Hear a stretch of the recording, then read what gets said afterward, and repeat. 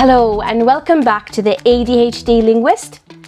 I'm Hiba Bayat, interpreter, translator, neurodivergent human and someone whose brain is constantly spinning through random playlists, voice notes and old messages that just won't shut up.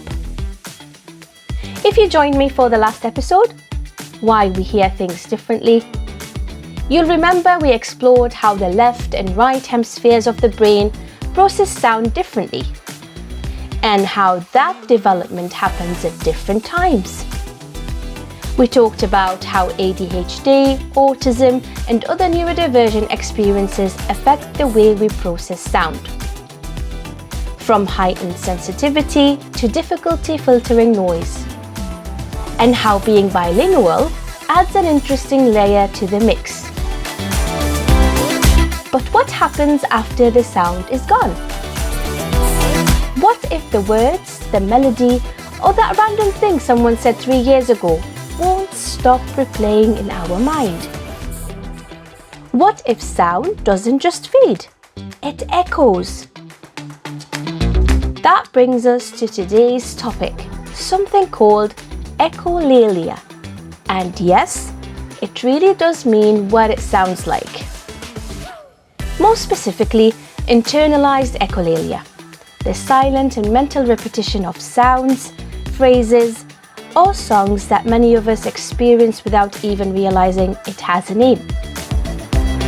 We'll also talk about external echolalia, that's the spoken repetition, and how both are common and meaningful ways of processing the world, especially in ADHD and autism.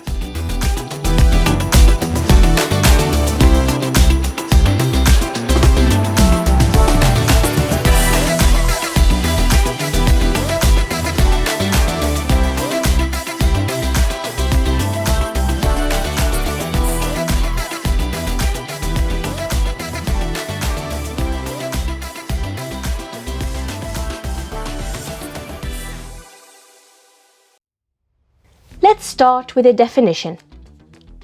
Echolalia is the repetition of speech. That repetition might be immediate, echoing something right after you hear it, delayed, repeating something hours or days or even years later, external, repeating it out loud, internal, repeating it silently in your mind. It's often discussed in the context of autism, especially in children. But what many people don't realize is that echolalia also happens internally, and it's not exclusive to autism. ADHDers, anxious people, even people who are neurotypical may experience it. But for us, it tends to show up differently. And this is where it links so closely to the last episode. In Why We Hear Things Differently, we explored how neurodivergent brains take in sound. In this episode, Echoes in My Mind, we're talking about what happens next. How our brains sometimes loop the input we've received as a way of making sense of it, regulating ourselves, or simply holding on to it.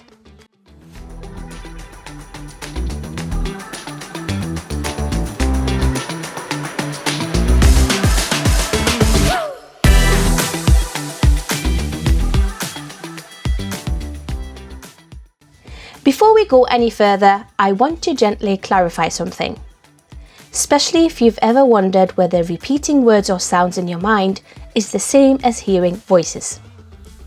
The short answer? It's not. Echolalia is when your brain repeats something you've actually heard before, maybe a conversation, a phrase from a TV show, or a line from a song.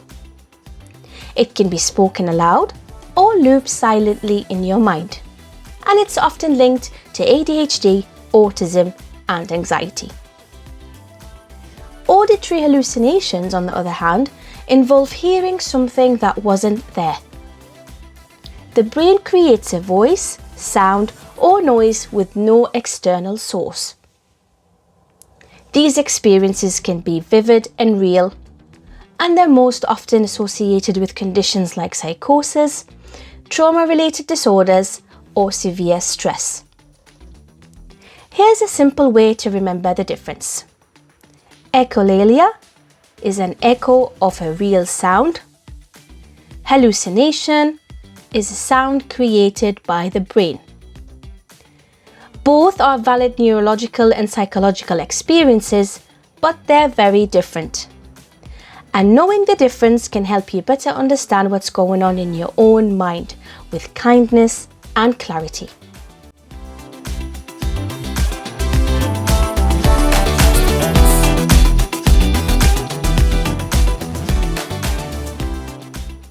I've experienced internal echolalia for as long as I can remember.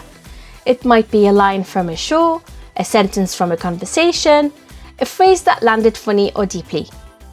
Sometimes it loops for hours or comes back randomly days later.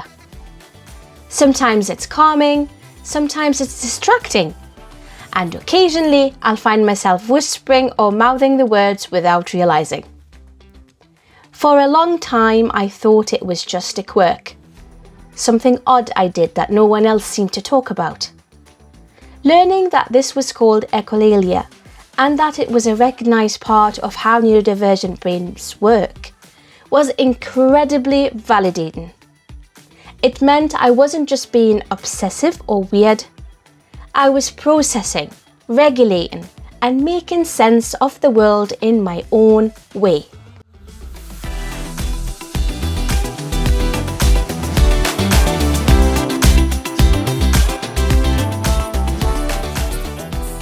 So what's going on in the brain when we echolale? There are a few theories and a lot of lived experience to back them up. In ADHD, we often struggle with verbal working memory. So repeating phrases helps keep them active. We also struggle with auditory overstimulation. Repetition can act as an anchor. Hyperfocus, especially when the repeated content is emotionally or musically charged. In autism, echolalia may also support language development, communication, and predictability, especially in social interactions. But for both, it often serves these purposes. Processing, so making sense of something that didn't land the first time. Self-expression, especially when original words feel hard to find. Emotional regulation, a kind of verbal stimming or internal rhythm. Memory reinforcement, like hitting repeat to help it stick. It's not a flaw, it's a function.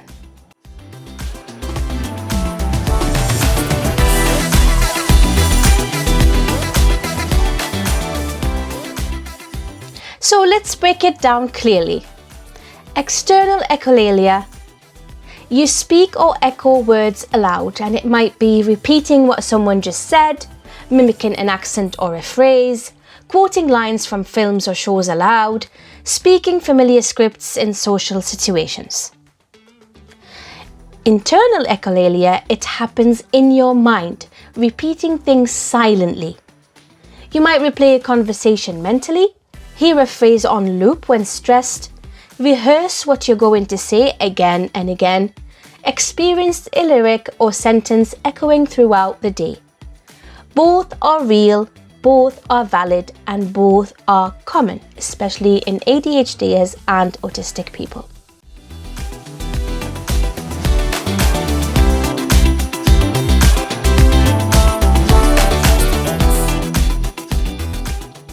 Let me give you some examples, see if any of these sound familiar. You get a song stuck in your head and it won't leave. You mentally replay what someone said to you long after it happened. You whisper something back to yourself after a tough conversation. You rehearse your order in a cafe 3 times before speaking. You say phrases out loud that feel satisfying, not for meaning, but for rhythm. That's echolalia, and that's your brain doing what it needs to do.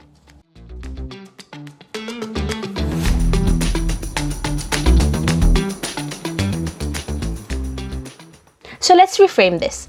If you repeat things out loud or in your head, in one language or several, you're not broken. You are processing, you are regulating, you are anchoring your thoughts in the way your brain knows best. Echolalia isn't childish, embarrassing, or pathological. It's part of how some of us move through the world, especially when our brains are multilingual, layered, and tuned into sound, emotion, and rhythm. Whether your echo comes back in language A, language B, or some beautiful blend of both, it's not a mistake. It's communication, it's memory, it's regulation, it's you. And the fact that your brain draws on more than one language to do that, that's not confusion, that's connection, that's fluency in how you work. Thank you for joining me for this episode of the ADHD Linguist. If you haven't already listened to Why We Hear Things Differently, I really recommend going back, as these two episodes pair beautifully. One explores how we take in sound, and this one explores what we do with it afterwards, how it echoes, repeats, and becomes part of how we process the world. Next time, we'll be shifting gears and talking about neuroplasticity. That's the brain's ability to adapt and rewire, and how that shows up in ADHD, bilingualism, and beyond. In the meantime, I'd love to hear from you. Have you experienced internal or external echolalia? Do your loops show up in more than one language?